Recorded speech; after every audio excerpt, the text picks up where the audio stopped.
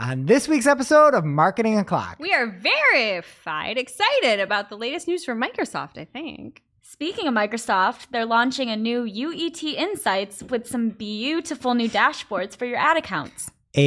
Are you going to the mall later? No, I am not going to the mall. That's a question I was asking. Because if so, you might not want to miss the new Vision Pro goggles from Apple. And you especially don't want the new Apple privacy news to manifest without you. All on today's show. Welcome, you are listening to Marketing O'Clock. Just stay tuned. Digital marketing news, but let's get specific. Digital ads, SEO and analytics, social media and more. Pretty much everything that'll make your website perform. With new shows every Friday. We give you the news with sass and puns and definitely hot takes. Thank you for tuning in. You know what time it is. It's officially Marketing O'Clock. Settle in, sit back, keep it locked. Hey there, I'm Greg Finn. I am Jessica Lee Budd. I'm Nicole Waddington. And it is officially Marketing O'Clock. Here on June 9th, 2023. I am so happy to be back with y'all and you, the listener. What's happening in your life here this week, Jess? Before I get into the news. Well, Jess? Me? You want to know what's happening in my life? Not much, but I had a very exciting commute home on Monday. I went out to our Rochester office to onboard some new interns, and I don't live in Rochester. I live in Buffalo, so I have to take the 90, which is like the main highway that crosses New York State, and I'm a fast lady. I was going like 85. I was going to get home too fast. In an hour. I know it's too fast. I didn't get pulled over. I have been pulled over going 87, and it was like a $400 ticket, so I don't do that anymore, but I was going 85. And I was having the best commute, listening to music, having a great time. All of the sudden, I'm in the left lane, which is the passing lane. All of a sudden, all of the traffic just slows down to like 50. Speed limit's 65. We're all going 50 in both lanes. And I see that there's two trucks that look to be pacing each other, semi-trucks. I'm blaming them for miles. Like, this is ridiculous. Now it's going to take me even longer to get home. Forget about the time I just saved. It's awful. Miles, this is happening, and I'm mad at this one truck in the left lane that finally gets over to the right lane, and I think that all the problems are solved. No, something is still happening for more miles. I will say it was probably like 20 to 30 minutes. We're going 50, we're going 75. We're going 50, we're going 75. I realize there is a road rage situation happening. So annoying. People are pacing each other in the left and right lane. One of the cars was from Florida, but the Florida car might have been the initial aggressor based on what I saw, but they were the victim in the situation where a left lane driver whose vehicle I couldn't see because I was behind a truck threw a bag of garbage, a trash bag, a white, like leave it at the road, trash bag of garbage at the car in the right lane. A cup came out, a water bottle came out, all this stuff just went flying at the road. They like threw it at the person, at the driver in the right lane, and it hit the car and exploded and all this trash, whatever. I've never seen such a thing. I don't know who the problem was. They were both the problem in the situation. I've never seen that though. It blew my mind. It ruined my commute. It was awful, but it was almost like I was concerned because A, why do you have a bag of trash in your car? Mm-hmm. B, you're throwing it at someone on the road. I don't know what happened. Yeah. But I feel like you hear incidents of like people being followed home and assaulted and things. I've never seen such a thing. I usually see them just like getting really close and like almost crashing. Right. But I've never I was waiting for that. I was waiting for like a 10-car like pile up because we're all angry and nobody knows why. Yeah. A bag of trash. Yeah. Never seen the trash. No. I just want to know why they had it in their car Did in any the trash first get place. you? No, I was a couple cars behind, but I saw this happen and I like audibly went, because who does that? Well, that's kind of fun. We'll never know. No, I was pissed. I wanted to get home. So I've been going on a lot of bike rides lately, and there's this one trail that runs right along the river. And it was such a nice day the other day. I decided to go on a bike ride, and I thought it was strange that nobody was out on the lawn. Nobody was walking or riding their bikes on this trail, and I've seen it like packed the last few days too. So I'm like, this is weird. Like maybe it's just too hot for Buffalonians. Like they're not used to 90-degree weather. And then all of a sudden, I get swarmed by sandflies. I did not know this was a problem. I don't know what those are. Those are the ones with the big tails, right? I don't think they had tails. They just looked like giant, like, flies, moth Okay. crossover. So what do they do? I don't know if they do anything. They were just sticking to me. They were like sticking to the bike. They were sticking to my shoes and like my clothes. And I was being swarmed. And I was like so determined to get my miles in on this bike ride that I ended up going almost another mile through all of this. And I was like, okay, I need to give up. I need to turn around. So I had to ride all the way back through it. It was horrible. You should have stopped halfway through and bike raged at those sandflies and just thrown some garbage right in their face. That's funny. That's gross. I don't like that. Where it swarms of bugs. Yeah, no. No. So funny story. I was biking with my kids a few weeks ago, and we were biking down by the canal. And it's the one part you have to walk your bike down by the Erie Canal. You can't ride on the canal part. So we're riding on the road, and I have 8-year-olds, right? So like, how do you get an 8-year-old to wear a helmet? You wear a helmet, and I don't want to die, so I wear a helmet because I'm not a f***ing idiot. You've seen some things. We Right? talked about it years ago on the show. Yeah, Yeah. You've seen things. And so I'm riding the bike, and there's somebody coming down this little street, and it's like, hey, nice helmet. And I'm like, I almost road raged, but I'm like, and they're in a convertible, which was super. No. Oh yeah, get a roof, I bro. I wanted to be get like, a roof. I wanted, if it were just me, it will be so fun. Just pop in that back seat. You know what I'm saying? Like, what'd you say?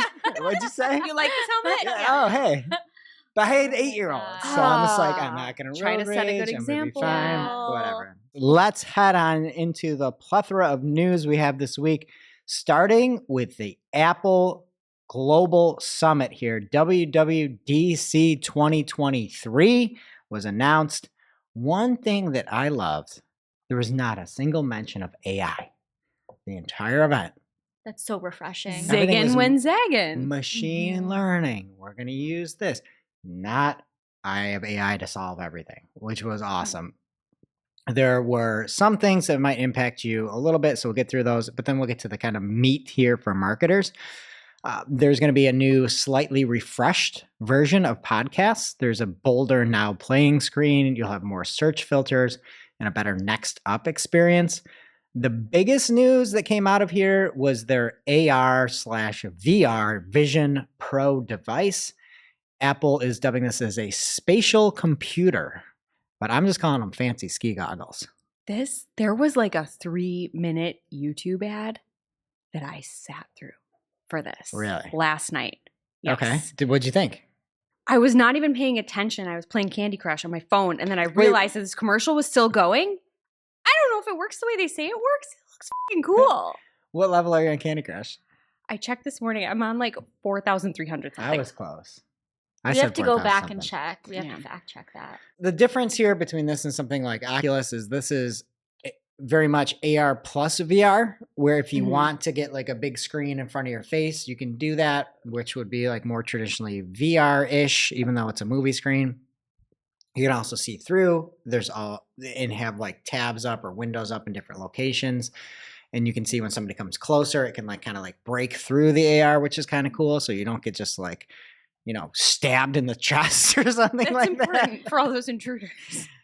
I just think you still look like a dork with these on. Oh, for sure. Now you look at these people and you're sitting here like pinching the air and you're just making these weird gestures.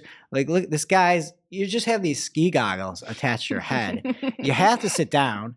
There's a woman who looks like she's from the future here, and she's like moving like things up and like making these weird. I just don't like it. It's like you got to shake weight in one hand and you're just like lounging in the other. So that was sort of the biggest, shiniest announcement. It is going on sale for $3,499. So it's probably going to price a lot of people out. But some of those things did look kind of cool, where you can have it kind of up like you have traditionally seen in the movies. Now, the big thing for marketers is that there are new privacy features, and it really might impact you moving forward. So there's a few things like private browsing, where it's going to make it so that there's no tracking at all if you're on a private browser. It'll lock it up if you're not using that window and help out across there. There's also additional photo privacy so that you have limited access to different apps and things like that. But the biggest thing is called link tracking protection. And according to Apple, they say it's common for links to have embedded identifiers to track who's visiting the site. For example, if you receive a promotional email and click on the link, it likely identifies you.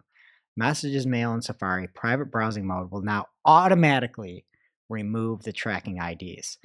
For example, if you receive this link and click on it, and let's say it's a link, the parameter or question mark, click ID equals D7762, then your iPhone will automatically remove the click ID D7762. So if you have been tracking and using this way to identify folks, Apple is going to remove that. So you're going to need something new. There's probably workarounds too, right? Like you could probably just make like a landing page or something for each person and not make it a parameter. I'm sure there's ways you can figure it out, but you're not supposed to, and you shouldn't do that. So I would imagine that a lot of the, at least emails opened with an Apple product are going to be much less effective at figuring out who got the email and where the sales came from. So I think that's really the biggest thing. There's also, again, they call it this like privacy manifest feature, and there also is applying to some of the apps that use specific SDKs. And there was a great thread by Eric_Seufert, ERIC_SEUFERT. If you care about privacy, he does a great job every time there's an announcement. And he said that yesterday, Apple announced this new privacy manifests feature, which takes direct aim at device fingerprinting on iOS. In case you know what device fingerprinting is, it's trying to figure out who somebody exactly is based off of some of their interactions on different websites, and an app can get access to that and figure out who's doing what where. That's a very dumbed down version, but whatever. So he says, Privacy Manifest will hold SDK publishers and app developers accountable for how user data is collected and utilized. And then he highlights a section from the Privacy Manifest documentation saying apps referencing APIs that could be potentially used for fingerprinting, a practice that is prohibited on the App Store, will now be required to select an allowed reason for usage of the API and declare that usage in their Privacy Manifest. So it seems like there's a lot of protection to consumers, which is great. That's what we want. It also seems like there's going to be some degradation in your tracking and analytics, at least coming from Apple products, which honestly, it's what we want in a way. Not as marketers, but like as humans, right? So like that's going to be a big kind of a hard pill to swallow, but it's probably the right one if people are using that information the wrong way. So that's really the marketing takeaway of the WWDC23. What you got, Nicole? So Microsoft Ads has announced that it will start collecting more website data through its universal event tracking tag to power UET Insights, a new dashboard for advertisers, which will launch on June 29th. So Danny Goodwin on Search Engine Land had a nice article summarizing all of this. Data will be available in near real time and won't be sampled on the new dashboard. So it will include stuff such as session counts, popular pages, device breakdown, country breakdown, quickbacks, average active time, all the good stuff. And the preview kind of looks very similar to Microsoft Clarity. No surprise there because it's a Microsoft product. But heads up for advertisers, UET Insights will automatically be enabled on all existing UET tags and enabled by default on newly created tags. So if you have a UET tag already, you can complete an opt-out form by June 26th to disable this automatic upgrade. Otherwise, you'll be seeing it in your Microsoft Ads account at the end of June. And hopefully this will help advertisers better understand their user engagement and help improve some of their campaigns. I just like the term quickbacks. It sounds like I do like that too. Rugby position, like, oh, you're on the sevens team. Like, what are you? Oh, I'm a quickback. I don't know shit about rugby, but yeah, absolutely. Another announcement from Microsoft came out this week. It noted that as of August 1st of this year, all ads served through Microsoft Advertising will come from verified advertisers. So the Advertiser Identity Verification, which of course has an acronym, AIV, was announced about a year ago now. And in case you're not familiar with the details, if you've been living under a rock, basically the ads will display the name and location of the advertiser as well as info about why a user may be seeing the ad, such as targeting parameters. So you've likely gotten an email already to go through the verification process. I know a lot of our clients have, and we've been doing that and it's fine. But funnily enough, if you have not received an email, sucks to be you. I'm glad you're listening because according to this article, it is on you, man. It is not on Microsoft. They said to further drive Platform safety. All new advertisers after July 1st of 2023 will be required to be verified prior to serving ads. That's all fine. Established advertisers will continue to be opted in over the coming months and will be required to complete their verification prior to August 1st to avoid interruption to their ads. Here's where it gets sticky. Advertisers will be notified via email when it's time to complete their verification. For some, I'm paraphrasing now. For some, we already have what we need and it'll be fine. We'll do it automatically. Here's an exact quote. Advertisers who don't receive a verification-related email communication and whose accounts are not automatically verified prior to July 15th are recommended to contact support. No one's reading these articles, guys. No. Hey, Microsoft, no one is reading these. And there's no pop-up in the platform saying this, at least that I've seen. Send an email. Or don't put it on the advertiser. That's awful. You might just show up one day in the platform and see that your impressions have dropped off to 0, and this could be why. So I'm glad you're listening, folks. And if you're not, tell your friends, or if they're not. Anytime there's an announcement, they are their literal name. The announcements are micro and soft. Their announcement should be macro and hard.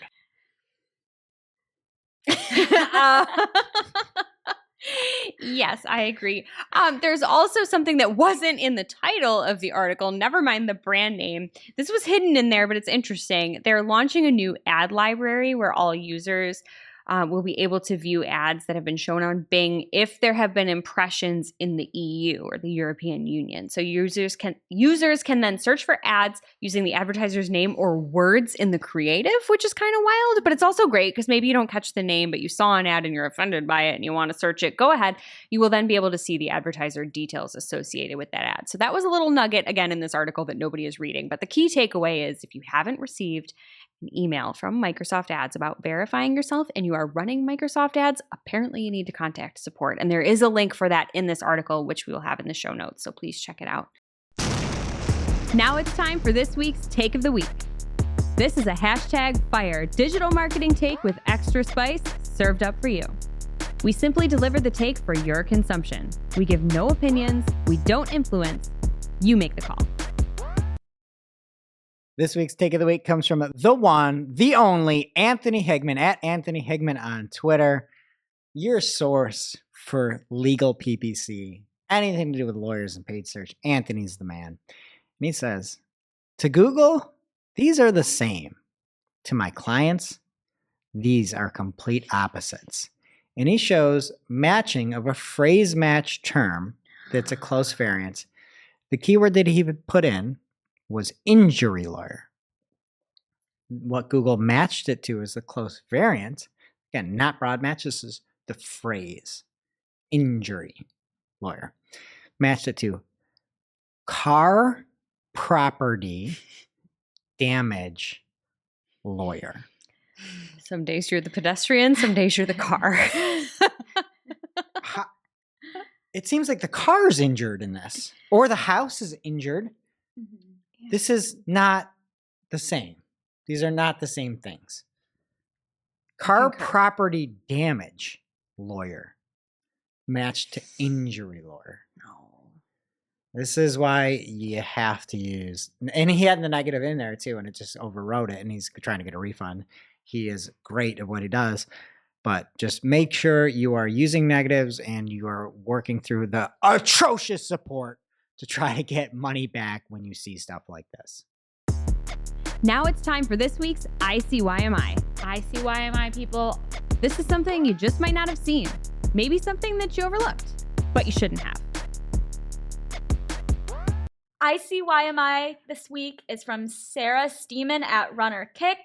She tweets, I never noticed this, #PPC chat. But of course, the CTR doesn't matter on search partner sites. And she includes a screenshot of a Google Ads Help article that says, the click-through rate CTR for ads on search partner sites does not impact your quality score on Google. I've been doing this for a long time, Jess. Have you? I have. Can I tell you? Please.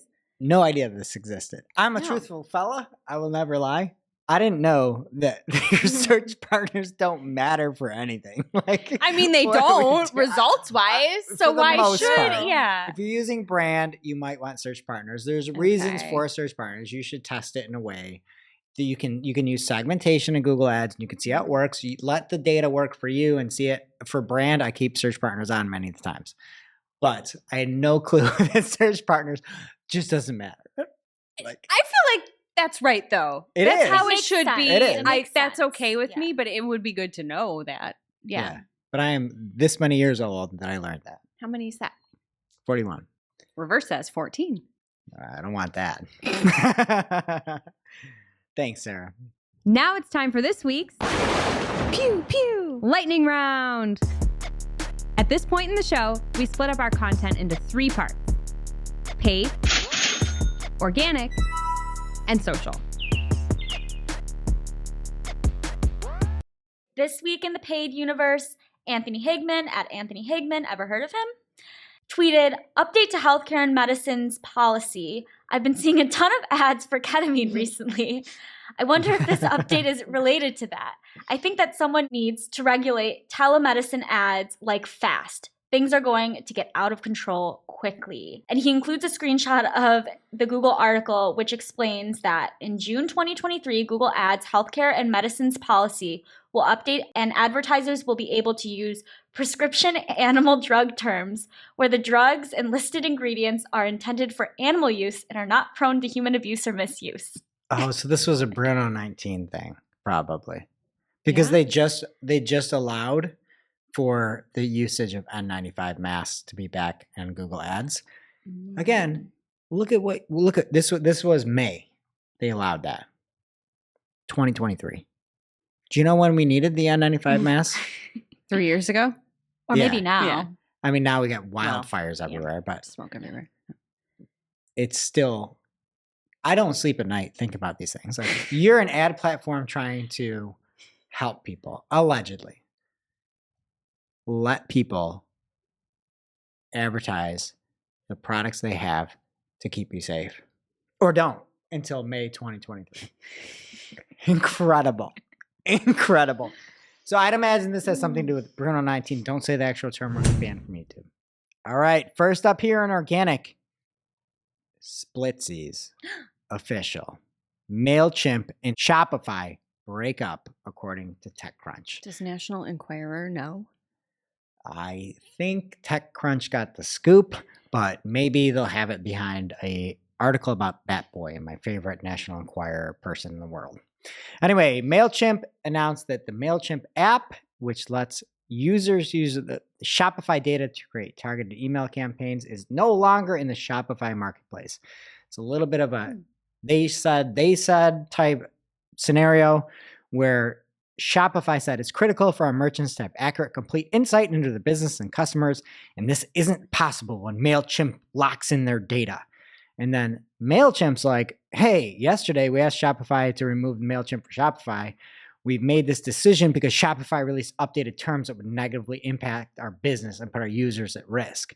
So then MailChimp doubled down essentially and said anything that hurts our customers' privacy is a non-starter for us, and said that Shopify was asking for information about users, including data it collected in the past before the app was even installed.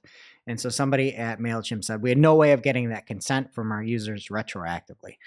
It also actually seems like it's just like political, right? Mhm. Because there was an issue where MailChimp partnered with Square to launch shoppable landing pages in the past, who's a competitor to Shopify. So it seems like there's just bad blood all around here. And if you are dead on with Shopify, you might want to find a Klaviyo or something like that if you do use MailChimp right now. From Barry Schwartz at Rusty Brick on Twitter, he says, amazing how fast the Google SGE results are changing from a week ago to 2 days ago today. Google is tweaking constantly. I saw this tweet and went on there. I didn't see any differences. I was like, what can I do if I go to Baltimore? Because that's where my son's favorite baseball team is. And it's like the same junk. I can't figure out how to get to an article. Like you have to it's this SGE experience as is going to be a catastrophe. I would love to use it for a query like that and be able to be like, here are the top 10 things. Let me go check this one out. This is interesting. I haven't seen any changes. So I'm glad Barry has. I'm happy that he's happy. From the YouTube side of things, there was a question to the product lead for the YouTube homepage and recommendations, Todd B, on Twitter @Hitsman. And somebody said, hey, YouTube liaison Hitsman, what does YouTube use as metrics to qualify satisfaction? Todd said, likes, dislikes, survey responses. Raw survey data is too sparse to be useful for creators, but useful, blah, blah, blah. Somebody responded and said, so the notion that likes are meaningless is wrong? It has meaningful impact on performance. To which Todd B said, yes, and the same for dislikes. They are a negative signal for satisfaction, not a positive signal for engagement, as many have wrongly claimed. So if you have a YouTube channel and you're trying to do more, you do not want dislikes. Even though you can't see them, you still don't want dislikes. You want likes. You want to try to get people to like your video. If you're watching on YouTube, please like this video. And so Todd said that comment about dislikes. And so then somebody named Hoopsick responded and said, if dislikes are a negative signal, how does YouTube combat dislike attacks from negatively affecting videos? Someone could send their followers to dislike a competitor's video to destroy it in the algorithm. I talked about this a lot. I mean, clearly, they got rid of the Hoopsick dislike. doesn't listen to us. Google got rid of the Google is all AI, using machine learning, generative AI to figure things out. The one thing they've never been able to figure out is dislike attacks. And they got rid of the dislike button for this. And they've never figured it out. And this Todd B has been responding to everything except Hoopsick. He didn't respond about the dislike attacks. So just a little bit of where there's smoke, there's fire. I still can't believe they had to get rid of the entire dislike button for those dislike attacks. And it doesn't seem like they have it figured out yet. And I'm never going to stop on the dislike attacks. That was the stupidest answer I've ever heard in my entire life. I feel like that's the only reason it was in the news, was so you could just 100%. Be like, hey, yeah. It was the dumbest answer. They're like, oh, we can't figure out dislike button. You're talking about us AI? You could barely keep Google ads up. You could barely keep the platform up. You're talking about how we got to trust your AI for everything, and you can't figure out dislikes attacks. And you still can't because you didn't respond to Hoopsick @Hoopsick_ on Twitter. From the Bing side of things, there was a report on Reddit that Bing chat was working on other browsers, not just Edge, like Safari. And somebody had pinged one of the product managers over on Microsoft, and they said, yes, we're experimenting. We'll be rolling out gradually, so look for Bing chat coming near you. If you're a Buffer user, you can now start to schedule shorts there. So pretty cool if you're into the shorts game or not. I don't care. It is summer. I'm with you. Yeah. Or, no word on the capris yet. This is sort of, again, like a cool tool that, you don't even need to go to school to use. But it's Google Workspace. And if you are a Google Workspace member, you can now sign up. It's labs.google.com. You have to be on your pro account. I do not believe SGE can be used in a workspace, but this is AI that is only workspace. And what you can do is you can say, help me to visualize something, and you can make a graphic right within something like Google Slides here. And you could say, I want a giraffe riding in front of the Eiffel Tower with a beautiful watercolor, and it'll make a giraffe, and you could pop it right into your presentation. Good All luck. the business applications for that. All right, from Bard. There are more relevant responses with location information. Bard can now start providing more relevant responses if you choose to let it use your device's precise location. So if you want more location-based Bard data, feel free to sign up for that. From Charles Farina, look at me. He says, the AdSense connector for Google Analytics 4 is in the works. So if you're looking for the AdSense reporting, it looks like it is in process right now. And from Bree E. Anderson @Bree_E_Anderson on Twitter, she says, Audience Builder is getting stronger, and has a new update from GA4 that says, we've added 5 new dimensions to the Google Analytics 4 Audience Builder. Country, a manual term or UTM term, mobile device info, minute, new versus returning. And there's also a new metric, session duration. So starting to actually make things. Google Analytics 4 is unusable. It's a piece of shit. They're doing this just in time for the holidays. They're like less than a month No. out from the Switch. It's so. garbage. Mhm. I was trying to be positive earlier. I'm redacting everything I've said, and I'm disavowing everything nice I said about GA4. From Glenn Gabe at Glenn Gabe on Twitter, he says, on the AI content front, CNET is overhauling its AI policy and updating the past story. The policy promises that no stories will be entirely produced by AI tool, and hands-on reviews and testing of products will be done by humans. I can't think. And so let me back up. CNET was doing AI generated content. No humans. I can't think of a worse implementation of AI than for product reviews. For a computer that doesn't have hands. Bro, you're a computer. I don't care, Bard, if you know what my location is. You can't review this product. You don't have a face. You don't have a face to tell me how the glasses look on me. I don't care what you have to say. I don't care. And then Glenn Gabe went on to say, what could go wrong? WordPress has a new AI tool that will write blog posts for you. Automatic launches Jetpack AI Assistant for WordPress and Jetpack powered sites, letting users generate content, translate text into 12 languages and more. All right, and from Goldman Sachs, they say the creator economy could approach $500 billion by 2027. Cool. This is actually something that's fairly interesting if you care about it, but a lot of folks do put advertising money behind this. Twitch is doing everything in the world that they humanly can to alienate all their streamers. I'm telling you. Sounds like a good move. They made this new policy where you can only have an ad or a logo in 3% of your screen. You can't have baked in ads, which is like just a graphic that goes up on screen. Mm-hmm. You can't have ads in the background. It's absolutely ridiculous when these people are putting their content up, trying to make money, trying to make a living, and you're being able to actually like run the intrusive ads that go in the middle of their streams. So they show all these examples up on screen where there's no burned in video ads. There's no burned in audio ads. You can't have burned in display ads. They're basically taking all the things that, for everything I've heard, Twitch is hard to monetize with their own tools. So you have to kind of come into it like we do with Marketing and Clock, right? Mm-hmm. We don't have a sponsor this week. Shout out if you want to sponsor us. But we make money to buy the equipment here from sponsors. And if we were to just run ads on YouTube, it wouldn't be that lucrative. But when we say, hey, you can get out in front of an audience that is very digital savvy and runs Google ads and needs SEO tools and things like that, that's how we can actually make money. We'll never make money on like the YouTube ads that could run on the site.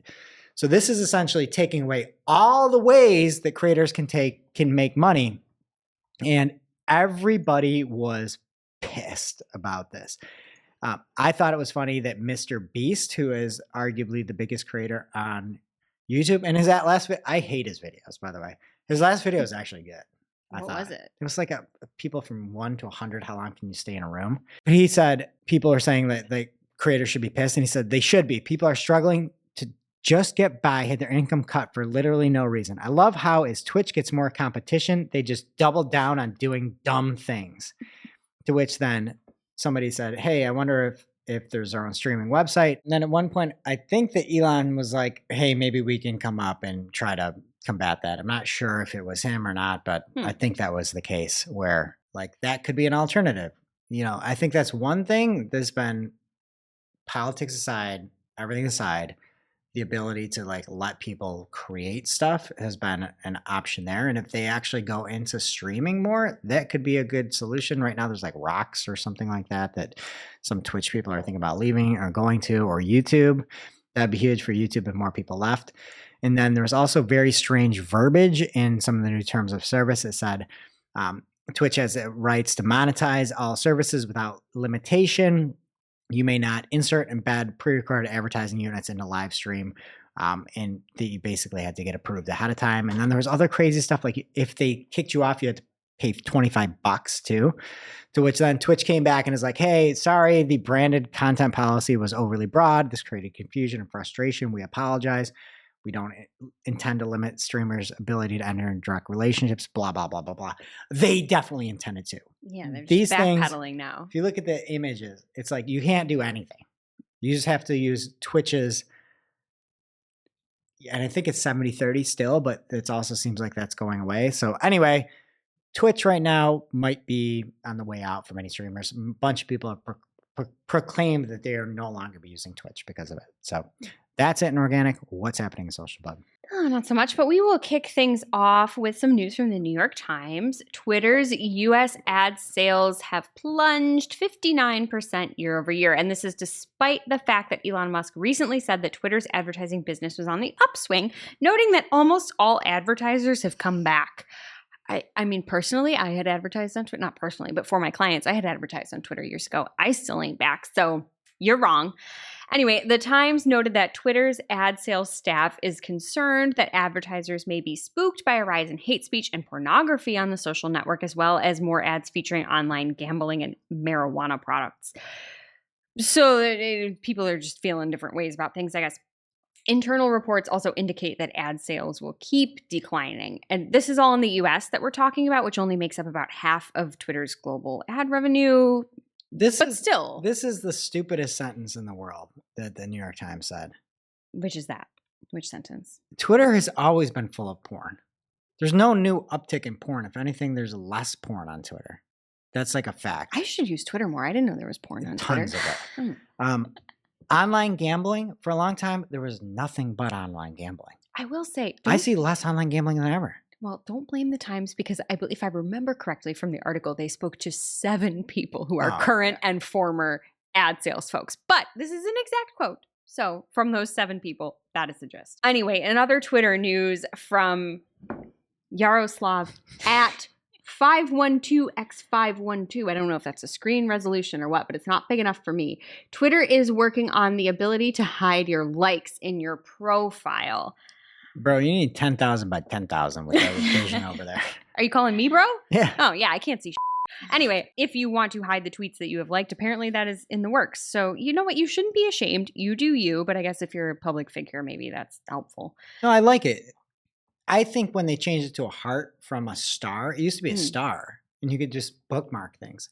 It should be bookmarks. It shouldn't be I like things. If you find something that's interesting to you, but it's like a story of somebody that has a problem with ads, I don't want to like that. I don't want to heart that. I know, that's like a totally different gesture, really, Yeah, to like something. Yeah. I love the fact that you can hide that if you want to. I think that's a huge benefit. And then you can just start going through and not being like, oh, this is like something I'm cultivating. No, just save it for yourself. I'm all for it. Yeah, maybe people will be freer with their liking and I don't know. Twitter Blue tweeted that Blue subscribers now have up to 1 hour to edit their tweets. And I think there was a comment where somebody noticed that it had originally said 30 minutes and that they changed it to an hour. So that's cute, I guess. I cannot believe people are paying that close of attention, but they are. From everybody's favorite at Titter Daily, a number of political shows and podcasts have announced their intention to upload on Twitter alongside or even in place of YouTube. This new move by YouTube may be intended to stem the bleeding. And then they cite their source, which is an article from Axios. So if you're wondering what the move is, according to the article, in a reversal of its election integrity policy, YouTube will leave up content that says fraud, errors, or glitches occurred in the 2020 presidential election and other U.S. elections. So if you're in politics, read the whole thing. But the TLDR is the policy change will go into effect this Friday. If you're listening, it is Friday or later, so that's already happened. And it does not impact YouTube's other misinformation rules. It's just this one. And the platform did say that it will provide more details to come about its approach to the 2024 election. So we'll see. But if you're talking about the past, I guess you can say whatever you want now, or at least almost. I wish somebody would be honest Regarding any of this stuff. I know. It's just like in reversal of our policy. We're not going to leave it up if somebody talks about the presidential election. And it doesn't sound like they're we took everything else down. They You took it all banned everybody. down. So now if you say something now, you're the voice of authority because all that historical content that happened in the moment in 2020 is gone. All you really want is ad dollars. That's actually it. All you want is network money. You want money going to you, not to Meta, not to Twitter, not anywhere else. You want to seem like you are fine. Just dump the money to YouTube. As soon as they get the money, they're going to change it right back because they don't give a shit about you. And that's what's going to happen. And I just hate the thinly veiled bullshit about all of it. Just say, I want more money. Hey, I want other people to advertise with us. I want whatever, the left, the right, who gives a shit to give me the money. And to do that, I'm going to make this little change. Don't be like, oh, it's because of our integrity policy. No, you have no integrity. You just take everything down. And quit wearing shorts, pants. You want integrity? Cover your ankles. Okay. Instagram, let's just move on to another platform, has updated their original post about how ranking works across the platform. The key takeaway here is that each part of the platform uses its own algorithm. So we're talking about feed, it's different than stories, different than explore, and so on. It is worth the read if you are a social media marketer. You can actually see details about how each of those works. So that's cool. They also address, and I put that in quotes, shadow banning, or essentially when an account and its content appears to be hidden or limited without a clear explanation as to why. They being Instagram, point to their account status feature where you can delete content that is negatively impacting your account or appeal their decisions. They do claim also that more transparency tools are coming, so we'll get you the scoop on those if they hit the news. On the user side, they did share details as well about how you can impact your own Instagram experience. So if you're interested in that, go for it if you're not vibing with the content you're being served. Interestingly, though, Greg, there is nothing about how to get on or off your distribution lists. So I guess your content is what it is, and it's being served. And I don't know what the algorithm is in your brain, but once you're in, you're in. Yeah. Someday I'm going to go back and read all 90,000 of those messages that you've sent. And I can't wait. Sticking with Instagram here, the platform might be working on an AI chatbot because everybody else is doing it. So zig where people are zigging. The evidence comes from Alessandro Paluzzi. He tweeted that Instagram is working on bringing AI agents, bots, to your chats for a more fun and engaging experience with a screenshot, essentially, of what it would look like. So it seems like it's happening, but we don't have a ton of details. And finally, here in social, TikTok is expanding its series feature, opening up the ability to paywall content essentially to tons more creators. Starting this week in select regions, if you are 18 plus, have an account that's at least a month old, have posted more than 3 public videos in the last month, and have at least 1,000 authentic video views in that time period, plus at least 10,000 followers, you are eligible. And if you don't meet that last follower count criteria, you could potentially rejoice. You can still apply. You basically just have to provide a link to premium content that you've previously sold elsewhere. So if you're trying to make money, monetize things on TikTok behind a paywall, opportunities are coming. Now it's time for this week's WTH. Misguided. I hated all of that. Like, who does that? Just get rid of it. Where we rant, rave, and roll our eyes about a trending digital marketing topic. What are we coming to? Honestly. See what had us asking. WTH. This week. This week's WTH comes from the one and only Susan Winograd at Susan E. Dub on Twitter. She says, when agencies throw a fit, they were fired and delete all account history. Stay mature, folks. And as a screenshot of all these changes, 96 call-only ads removed, 107 phrase match keywords removed, 31 exact match keywords removed, 138 destination URL changes. That breaks my heart. That somebody paid this company to help them get better.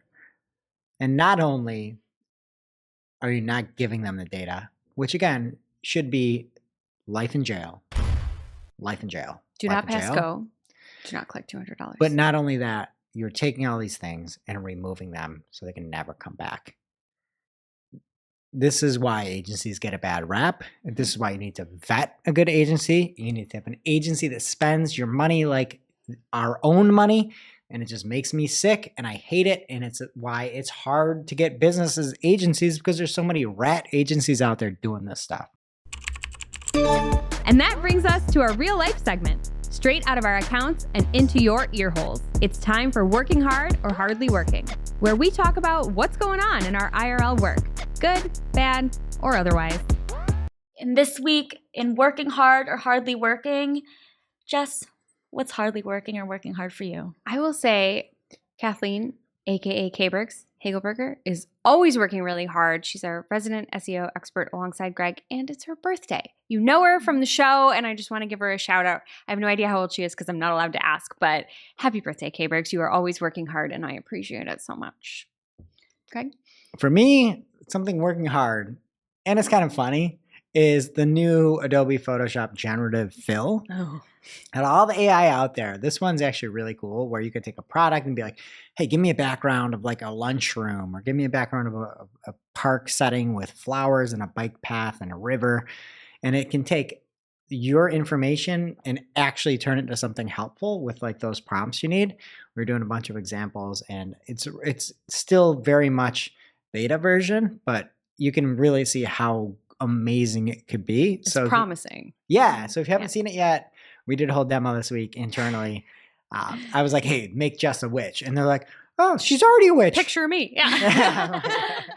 But it's really cool. Check it out if you haven't seen the new Photoshop. Right. And working hard for me this week is Google Ads Target CPA.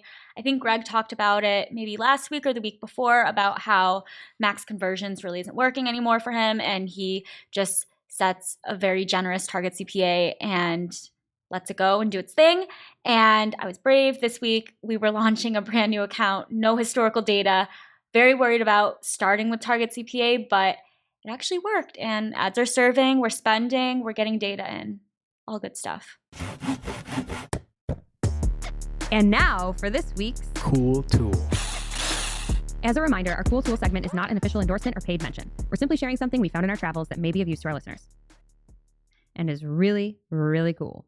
Okay, and this week's Cool Tool is a budget pacing calculator from the one, the only, the friend of the show, Akvila, and girl, Ophelia. That was my rhyme for the week. Calculating and optimizing spends can be an absolute nightmare, and it is great to have a tool to help. A tool? Like Bob Vila.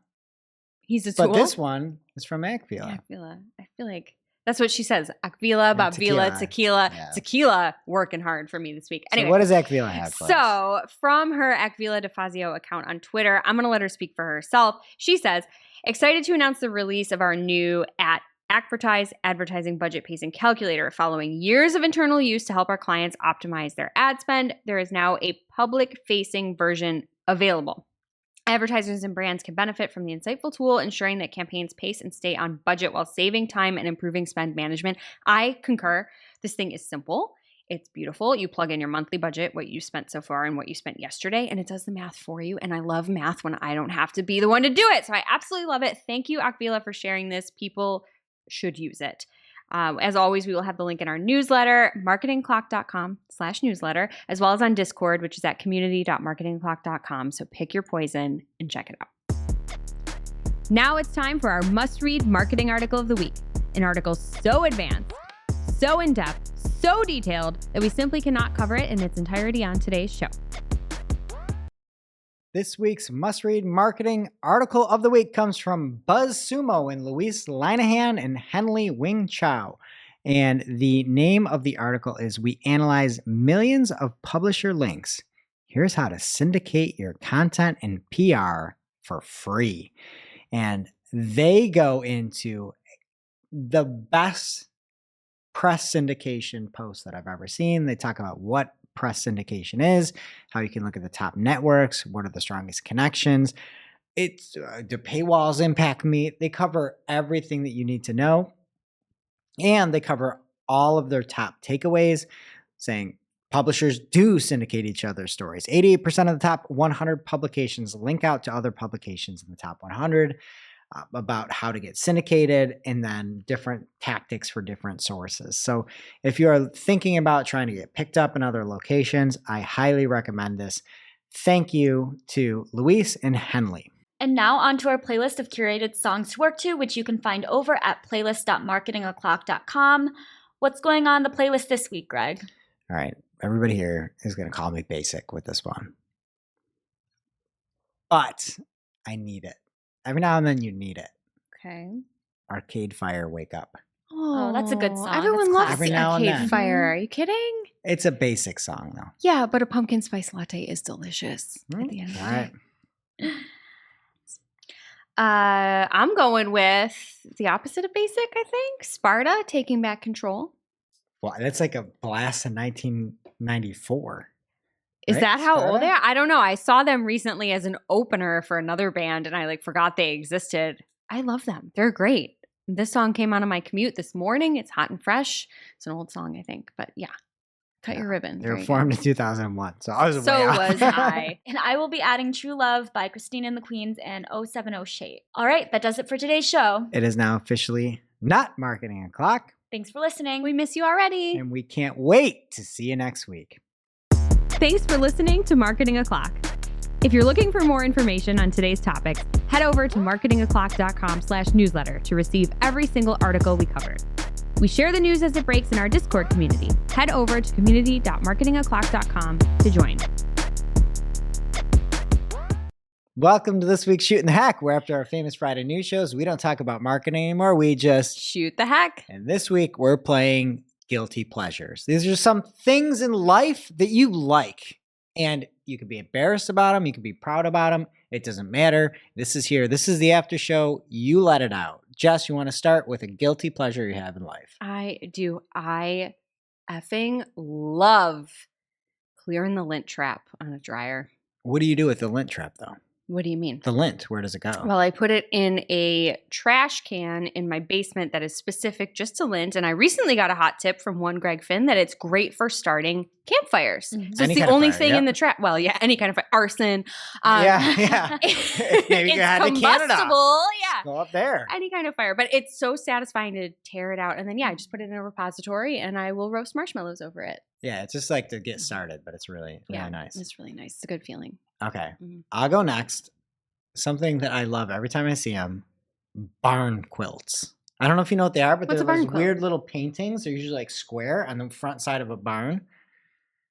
It's like a decorative little patchwork looking thing.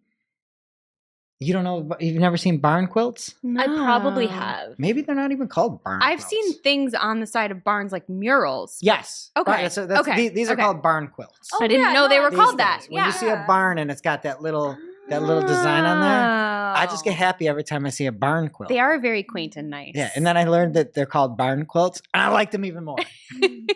So when I'm walking and I notice that someone has edged their lawn at a Mm. perfect 90-degree angle where the grass and the sidewalk are like perfect. It's so satisfying. It's really That nice. is really nice. Mhm. That is really nice. Just edging in general, I feel like good on you. Cut all that. Save it for the. All right, Jess, back Oh. to you. I enjoy peeling potatoes. It's pretty fun. So I heard somebody say that you're supposed to just cut it to save time if you got to do a lot of them. You just like cut, and you don't like the peeling takes too much time. With a knife. So I have a peeler that works pretty well, but then when there's like a divot or something and the peeler doesn't get it, I will hit it with a knife. Okay. I just enjoy the whole process. Do you ever cut yourself with the peeler? I cut myself all the time. Well, But- we know that. I mean, not in the emo sense. I'm just not good with a knife. No, a peeler though. I've had like this back when I thought I was going to work in film. I was going to have a like horror movie about people that were like using kitchen tools like cheese graters and but a peeler to just like get the skin off your face. So no, I'm very careful. I with bought a a peeler. pet egg the other That's day. exactly Oh, you yeah. could kill someone slowly with that. I don't know. It It's doesn't a seem. I cheese just use it grater for my for skin. calluses, so I don't rip my skin off. You're using a pet egg on your I hands. have the little pet egg, and I just file down once a week on my hands. That's very innovative. But don't you want to keep the calluses for No, your because they lifting? get so big, they rip off, and then it takes forever to like grow back. So if you like keep shaving them down, they don't rip off your hands. Gym talk with Greg here. I love seeing, and it's a super rarity these days, any of those bikes that you have with those spokes sticking out of the front where people are just riding along. You know what I mean? Those little Oh, like footsteps. pegs? Yeah. Yeah. And then you can like kind of sit on the front a little bit there, or you can Mhm. put it in the back and you can like go. I love seeing double riding bikes using the pegs only. I don't like the dual bikes. Like a tandem no, bike? I don't Yeah. like that. They need the pegs. Mhm. Did you ever have those? No. I never had them. No, I've never experienced them. Yeah, maybe that's why I like them so much. So my next guilty pleasure is cleaning the crumbs out of your keyboard. Like- How do you do it though? Oh, well, with the laptop, I smack the back of it. So you I hold up like close a the baby lid. and you're like, Yeah. And then I see all the crumbs on a screen and I wipe it. Ooh. I need to get you on my computers. Because I don't want to touch that. That's disgusting. But if it makes you happy, you can do mine. All right. And one last one, Jess. I really like if you're going through like an unoccupied space and there's motion lights and you walk through and the lights turn on, you just feel like you have a superpower. Like forget automatic doors. Everybody's walking through those, but you don't even realize that somebody has like a garage light or something and you walk by their house, you're like, oh, hello. Like you just feel special for a second. I really like that. Nice. I'm happy you're happy. All right. My last one. You all probably know this. I love watching cringe videos on Instagram. I love it. There's a guy, Big Jim. This is my favorite person in the world. He's 73. He just benches. He doesn't have teeth in the bottom of his mouth. He has a bowl cut. I love Big Jim so much. He's an inspiration. And then I found another even more cringier person that I don't share on our channel because he's too cringy. John Michael, the Beastmaster. I don't know if you've seen it. I just love finding, you know this. I love finding weird stuff and just like how other people are living their life that makes me feel like super regular. And I just love cringe. I didn't realize that's why you liked it. I thought you were just legitimately enjoying these things, and I was feeling bad when you show them to me IRL because I don't check my DMs lately. And I just like, I'm like, I don't like this. I don't understand. But if that's why, you know, then it's like, hey, in this kind, is I'm also happy you're happy. Just a human out there living. Yeah. You know, and putting it out there. Good for Yeah. them. Yeah, Beastmaster growls and he goes, ah, and he does these leg presses. You should absolutely share that. And he only wears Slayer cutoff t-shirts. And only listens to Slayer. What does he wear on the bottom? To be determined. All right, Nicole, what about you? So I find it really satisfying when you're doing the dishes and you have the water on real hot and you can clean the dish without ever touching it.